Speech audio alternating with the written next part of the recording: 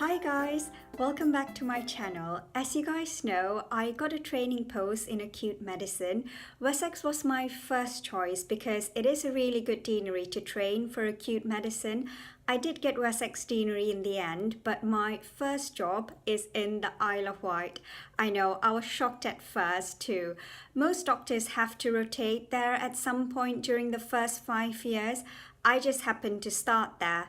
I have never lived on an island before. I think it will be quite exciting, so I'm really looking forward to the change. For those of you guys who don't know, the Isle of Wight is an island just off the south coast of England. It has a population of about 150,000. The only way to get to the island is by a ferry or a hovercraft.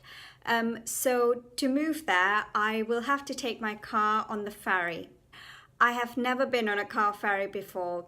I'm from Malaysia, so most of our islands back home, like Penang and Singapore, have bridges to the mainland. So I always wondered why the island doesn't have a bridge.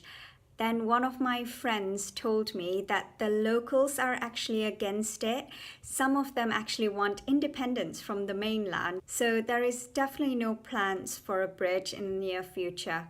I had so many questions from friends and family about my experience on the car ferry, so I thought I'll do this video, a Q&A about going to the Isle of Wight on a car ferry.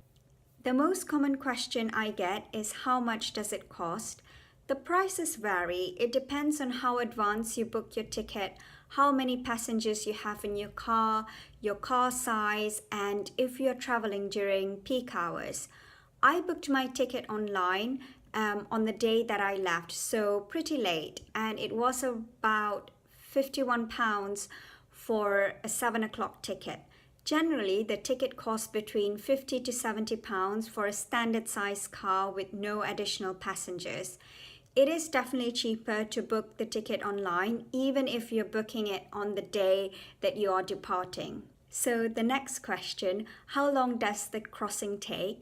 So the fastest way to get to the island is via hovercraft, and that takes about 10 minutes. The passenger ferry from Portsmouth to Ryde takes around 20 minutes.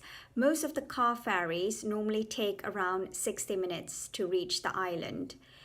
If you are using the car ferry, you have to be at the terminal at least 30 minutes before the time of departure, and they start letting the cars onto the ferry about 15 minutes prior to departure. The road leading to the ferry can be quite narrow with really sharp corners. They are not even proper roads, more like fake roads made out of metal. So it can be quite tricky if you have a big car.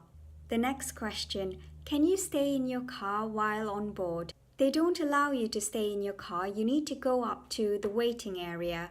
I always wondered why this was the case, but I guess it is because they don't have any staff on the parking decks, so for safety reasons, they don't want you to stay there while on board, just in case you fall into the sea or something. The waiting area upstairs is really nice. They have a restaurant that serves hot food, teas and coffees. There is Wi-Fi on board as well. And to be fair, an hour goes by pretty quickly, so you don't really get bored on the ferry. The last question, what if you miss your ferry?